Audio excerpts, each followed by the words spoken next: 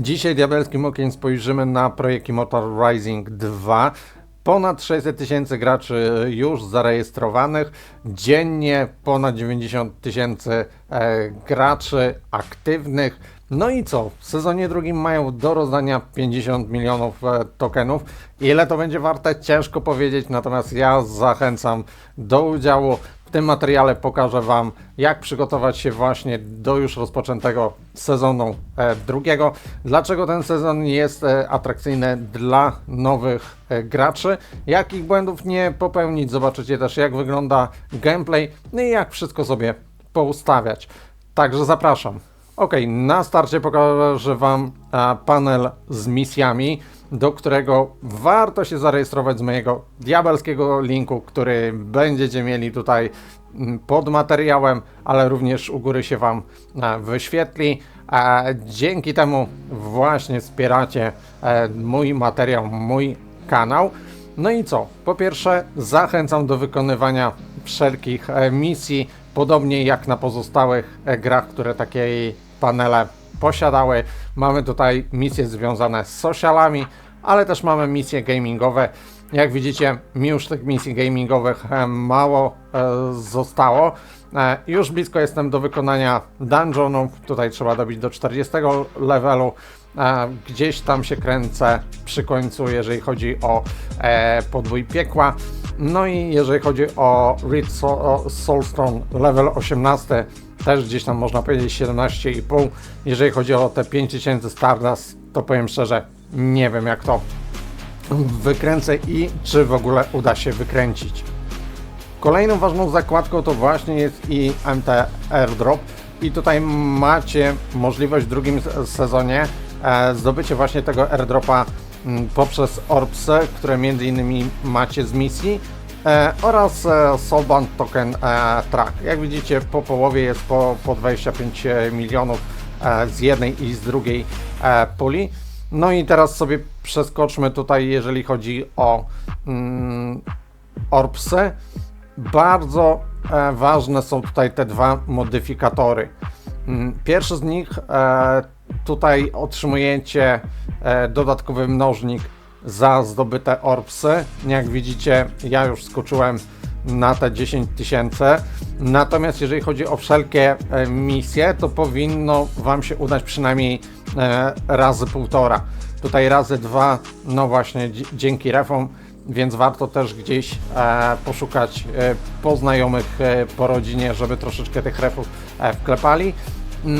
Ref jako zwykły ref aż tak mocno się nie będzie liczył, jeżeli nie będzie grać, dlatego zachęcam te osoby, które od samego początku startowały, od samego początku ze mną grały, do wzmożonej aktywności, z uwagi, że widziałem, że z tych 55 osób w zasadzie gdzieś bardziej aktywne jest około 5-6, a szkoda by było na samym końcu, gdzie już mamy ostatnią prostą, rozczarować się i zobaczyć, że jednak tych tokenów albo w ogóle nie dostaniecie, albo dostaniecie kilka sztuk. Kolejnym takim mnożnikiem to jest po prostu nasza wydana kasa. Jak widzicie, ja mam wydane ponad $30, co daje dodatkowe 130% do mnożnika. No i na pewno będę tutaj celować, żeby więcej wydać. Troszeczkę zawaliłem, bo nie zrobiłem zakupów w pierwszym sezonie, gdzie można było jeszcze dzięki temu odklikać misje. Długo się zastanawiałem, czy w ogóle wydawać jakiekolwiek pieniądze, natomiast uważam, że ten mnożnik jest na tyle atrakcyjny, że rzeczywiście warto poświęcić te $100, a być może jeszcze będzie wyższy mnożnik za wyższe kwoty. Przeskakujemy do tutaj właśnie tokenów SBT, do punktów SBT w zasadzie. No i to, co było na Space i bardzo ważna rzecz, codzienny check-in. Okazało się, że w pierwszym sezonie z ponad 90 000 graczy tylko 4000 miało pełen check-in.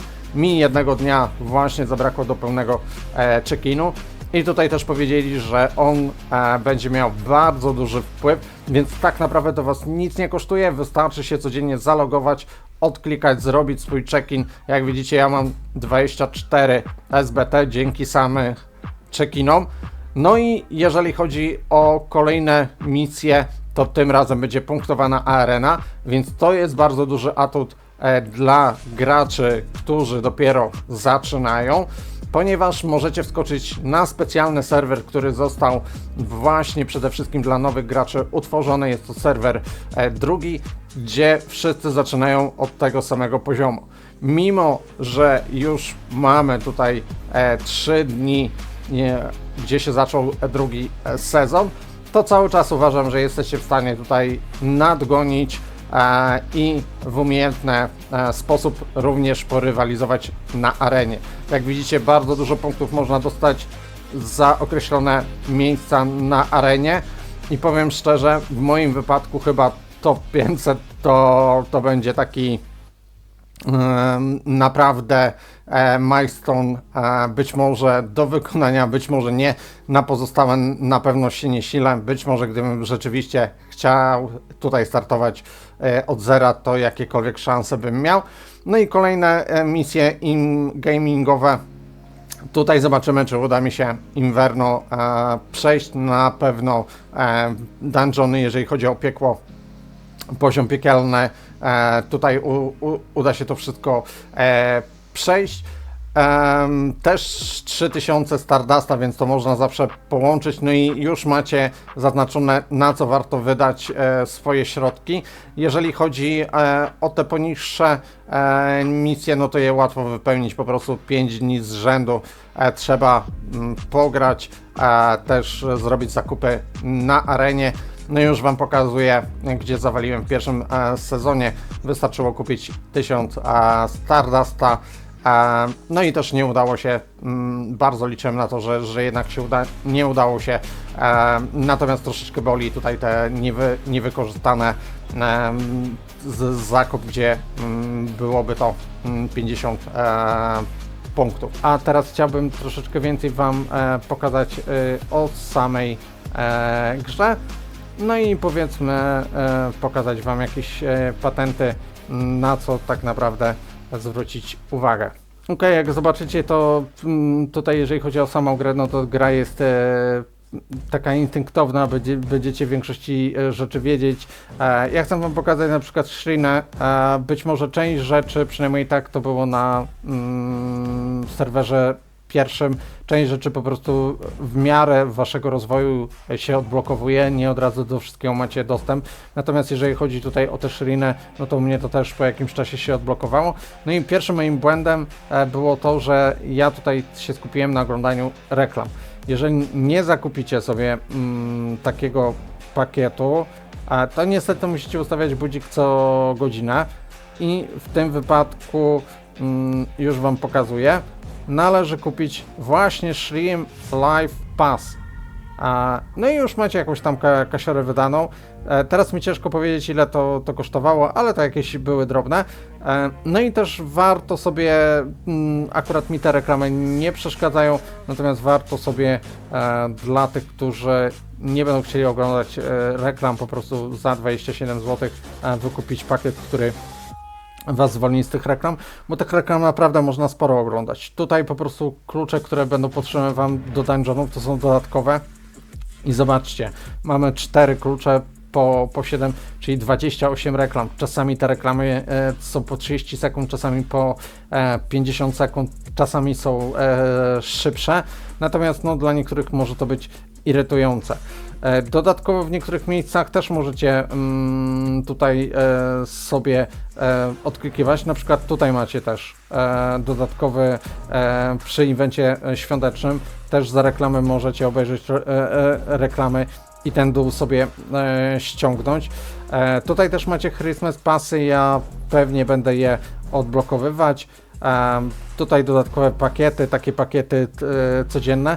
No i też było powiedziane, że warto robić ten event świąteczny, więc skupcie się, żeby jak najwięcej rzeczy zrobić z tego eventu świątecznego i przede wszystkim na tej grze. Ja tej minigry nie będę odpalać, natomiast jak najwięcej w nią grajcie, jak najwięcej zdobywacie punktów i dzięki temu pozostałe tutaj rzeczy są odblokowywane i też za zbiórkę możecie sobie różne rzeczy kupić właśnie w takim sklepie. No i ja przede wszystkim, jak widzicie, do dungeonów odblokowuję klucze, a potem pewnie się na soulach skupię. Soule nam są potrzebne tutaj, jak widzicie, tak jak mówiłem, mam 17 i za chwilę, no jeszcze troszeczkę brakuje nam do 18 levelu. Druga rzecz, gdzie pojawiają się reklamy, to jest po prostu zgarnianie takiego loota. Tak naprawdę gra polega na tym, że taki robiąc dungeon, to nie musimy, możemy spokojnie podłączyć telefon do ładowania, kliknąć sobie i w tym momencie jest motor oszczędzania jakby baterii. Podczas tej gry trochę jednak się telefon nagrzewa, czasami można tą jajecznicę usmażyć. I w tym wypadku ja tak przez dłuższy czas, póki nie było żadnych eventów, to właśnie tak grałem, czasami zapominałem w ogóle zbierać te klucze z dungeonów. Dodatkowo codziennie też jakieś bonusiki dostajecie, więc wszystko to, co macie tutaj na tym polu, warto przeklikać. Jeżeli chodzi o walki z bossami, to żeby przejść taki dungeon, no to w tym wypadku bierzemy challenge. Ja tak na szybko wam pokażę, jak wygląda taka walka. Tutaj rzeczywiście można na automacie, natomiast to jest jedno z takich miejsc, gdzie ja taki półautomat, czyli jest włączony automat, natomiast ja gdzieś tam uciekając przed tymi ciosami wybieram moment po prostu tego uniku, czyli steruję po części. I uważam, że no, można też walczyć na automacie, można tutaj w prawym górnym rogu odhaczyć sobie, żeby powiedzmy, jak już jesteście takimi mocarzami, że bijecie, nie wiem, bossa na 2-3 ciosy, to możecie sobie odhaczyć i przejść ileś tych dungeonów. Oczywiście to trzeba robić, bo dzięki temu dostajecie, powiedzmy, nie tylko diamenty, ale soule, które po prostu dalej są potrzebne do tego, do wykonania tej misji. Ja oczywiście wiem, że tutaj nie wygram, więc rzucam białą flagę i od razu wam wyskoczy informacja, jakie rzeczy można poprawić. Tą informację teraz po aktualizacji macie w lewym dolnym rogu, gdzie jest również informacja o moim levelu, jak wygląda w ogóle postać. W prawym dolnym levelu macie wszystkie, można powiedzieć, takie umiejętności, czy tam czary, powiedzmy. Jeżeli jest ten ogień, jeżeli jest piorun, no i te czary możemy sobie tuningować, będziecie postać rozwijać tutaj po kliknięciu tej książki. I jeżeli chodzi o książki, które są nam potrzebne, na przykład tutaj widzicie, ja mam tej tarczy nierozwiniętej, ona mi na razie jakby nie jest potrzebna, natomiast to rozwijacie poprzez zdobycie właśnie tych książek i takich papierosów, i to jest w dungeonie związanym z biblioteką. Tak, tutaj macie Forgotten Library i to polega na tym, że jeżeli chodzi o ten czerwony, no to jest zawsze automatyczna zabawa na dungeonie, czyli pokonywanie tych bossów związanych z dungeona. Na bibliotece zawsze mamy dwóch takich bossów. Każdy dungeon troszeczkę inaczej wygląda. Natomiast jeżeli chodzi o clear, no to jesteśmy na tym poziomie, na którym udało nam się po prostu zabić bossów. Jak widzicie, tutaj ja walczę na tym levelu 40, dlatego mówiłem, że już jestem blisko do wykończenia, po prostu w niektórych przypadkach 2 czy 3 levele, w tym przypadku jeszcze jeden, ale clear polega na tym, że po prostu czyścimy taki dungeon i dostajemy odpowiednie nagrody. Dodatkowo tutaj treasure chest, czyli jak się skończy ten w prawym dolnym rogu czas, to otrzymamy tutaj odpowiednie nagrody dodatkowe za wyczyszczenie po prostu wszystkich dungeonów. Ok, kolejną rzecz, na której trzeba się skupić, no to jest nasza postać i tutaj po pierwsze upgrade. Ja dużo inwestuję w Attack Power i też coraz więcej w Magic Skill Penetration, natomiast już w HP coraz mniej i powiedzmy w jakieś tam skille takie defensywne, z uwagi, że można powiedzieć, że moja postać pod tym względem jest wymaksowana i tak naprawdę na ten moment wchodząc na jakieś dungeony, walki z bossami, to tylko mnie czas ogranicza i nie mam takiego problemu, że któryś z bossów mnie zabije, więc jak dojdziecie do tego momentu, to po prostu idźcie mocno w atak. Jeżeli chodzi o Paragonsy, to ja tak samo. Do pewnego momentu rozwijałem HP, critical hit, natomiast jak widzicie u mnie już jest dużo więcej odblokowane, no i też to wiąże się z tym, że w tym wypadku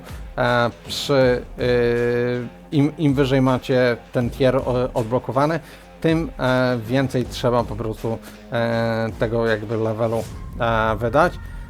Kolejna rzecz to są symbole i w tym wypadku ja na przykład zauważyłem, że warto tymi symbolami się pobawić i zobaczyć co jakby wam leży.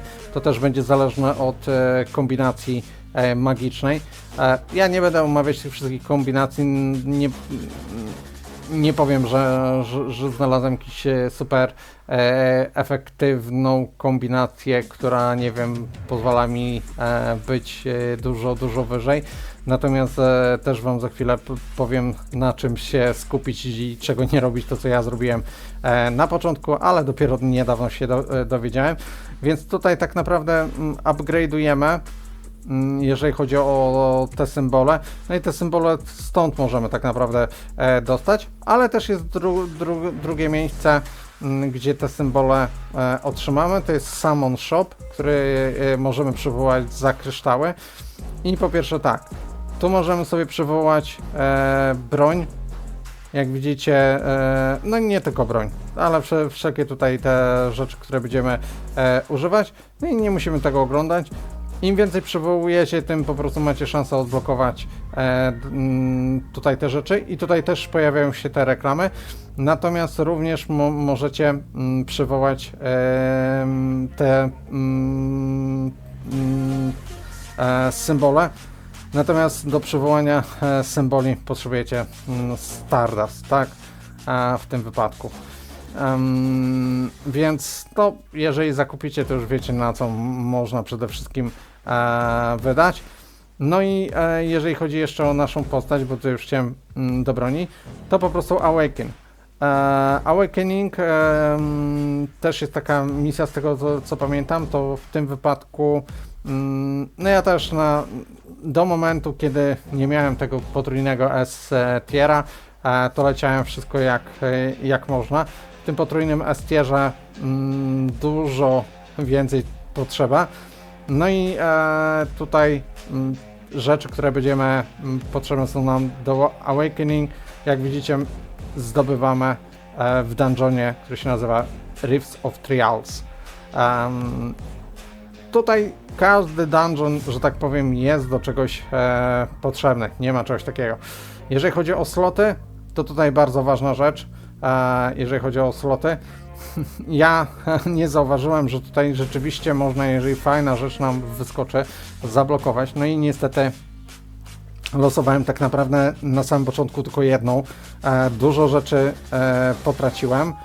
Tak jak widzicie, można sobie dowolnie to wszystko blokować. I jeżeli chodzi o te sloty, to możecie sobie różne poziomy. I dzięki temu widzicie, który jest pod co. Wiem, że niektórzy kombinują, że na przykład, nie wiem, pod łuk, pod tarczę, pod miecz. To od razu już teraz na starcie wam mogę powiedzieć, miecza nie używajcie. Jeżeli będziecie rozwijać swoją postać, to przede wszystkim tutaj skupcie się albo na tarczy, albo na łuku. Powiedzieli na Space'ie, że niestety miecz został dosyć zbyt mocno znerfiony i na razie tego nie będą naprawiać. I ja powiem szczerze, też zauważyłem na arenie, że mając podobne levele i również w tych symbolach i również tutaj w rozwiniętych umiejętnościach spowodowało to często, że ja lecąc z mieczem przeciwko jakiejś tarczy czy łukowi, dostawałem dosyć strogi wpierdziel. A generalnie gdzieś tam mieliśmy tutaj podobnie to wszystko wyglądało. No może nie strogie, ale widać było, że z czasem gdzieś tutaj łomotem by się pojedynek zakończył. Natomiast pokażę Wam taką dosyć ciekawą rzecz, którą ja na przykład wykorzystuję, jeżeli chodzi o arenę.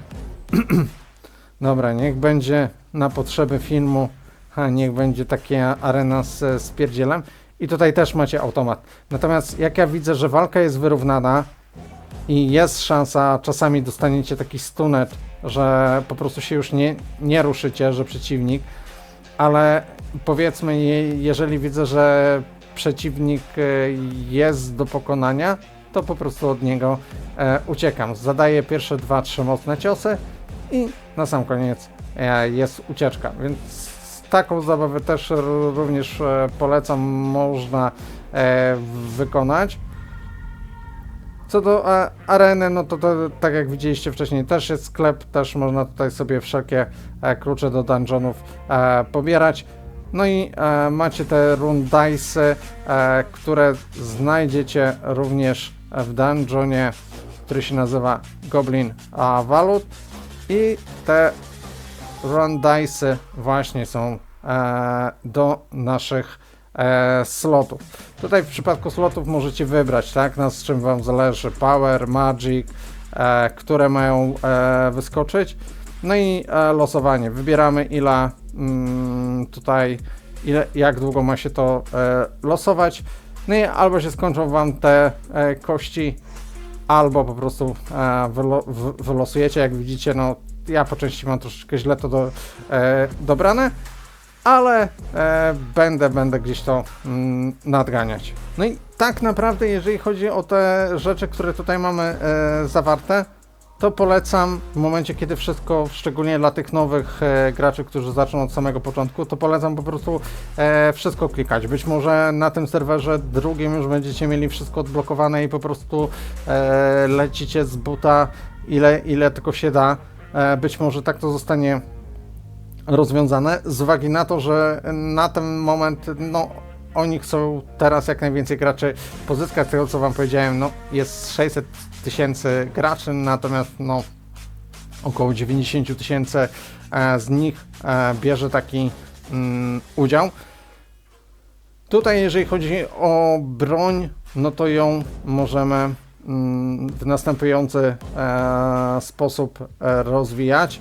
Czyli ten poziom po pierwsze upgrade'ujemy, tu też odklikujemy po prostu szybko levele, to jakby nie ma konkretnego wpływu, natomiast klikając na broń macie reforge, czyli poprzez takie kryształy możecie tutaj dodatkowy level, no i upgrade. No i najważniejszy jest ten upgrade, żeby po prostu jak najszybciej wbić te 3S i mieć po prostu wymaksowaną tą broń. Ja do czasu, kiedy nie wiedziałem, że ten mecz jest chujowy, to leciałem z mieczem, a tak naprawdę już powoli skupiam się na tym. O, jak widzicie, już za chwilę będę mógł mieć i mam łuk i zaraz będziemy tutaj zmieniać, będę go reforge'ować. Już tutaj Wam mogę pokazać, jak wygląda taki reforge. No i po kolei tutaj pozostałe, tylko one muszą zostać zreforge'owane, żeby ten level podskoczył i żeby rzeczywiście te statystyki dużo lepiej wyglądały. Pamiętajcie też o odklikiwaniu tych wszystkich questów, za to dostajecie diamenty, więc to jest bardzo ważne. I generalnie klikacie to, co Wam się wyświetla. Tak naprawdę tutaj żadnej filozofii nie ma, jest trochę sporo klikania. Jest właśnie też sporo kombinowania, tak, żeby sobie wybrać tutaj, jak Wam pokażę, różne umiejętności, na przykład przy ogniu różne możecie odpowiedniki wybrać, czy to ma być Dual Explosion, czy Deadly Flame, więc w zależności od tego co zostanie przez Was wybrane. W taki sposób ta Wasza postać się będzie zachowywać. Z mojej strony to wszystko. Jeżeli podobał się ten materiał, zostawcie łapę w górę. Pamiętajcie o subskrypcji kanału. No i co? Jeżeli jeszcze macie jakieś pytania, zachęcam do napisania w komentarzu. I pamiętajcie o diabelskim reflinku. Trzymajcie się, zbijam pionę i znikam.